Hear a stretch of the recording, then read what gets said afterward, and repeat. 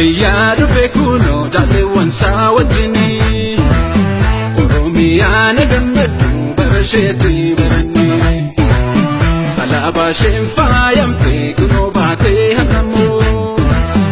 abaa'uun gaachana keenya jetti ijoolleen Oromoo maal jetti ijoolleen Oromoo abaa'uun gaachana keenya jetti ijoolleen Oromoo maal jetti ijoolleen Oromoo abaa'uun gaachana keenya jetti ijoolleen Oromoo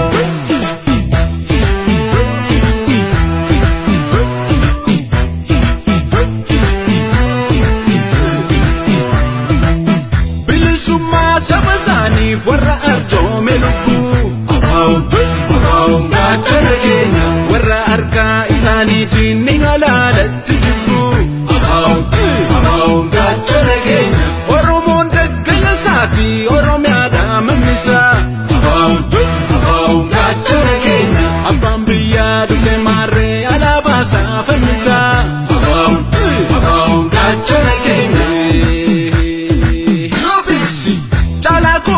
Tali abba makakali hundu si farfata Somalia fata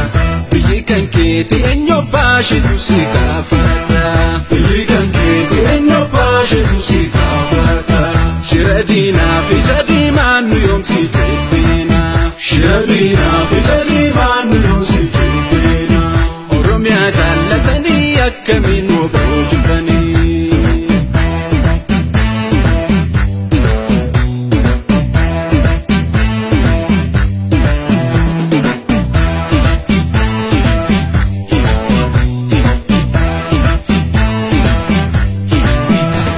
biyya dhufe kuno jaalleewwan saa wajjini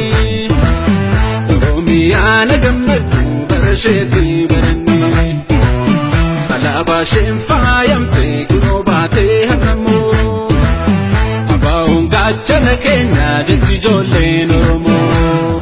maal jetti ijoolleen Oromoo abaa'uun gaachana keenya jetti ijoolleen Oromoo maal jetti ijoolleen Oromoo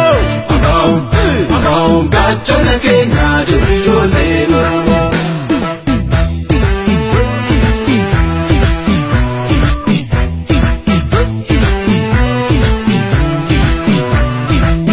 alaadaawwan dhufe ibsaan bade sunuu dhufeera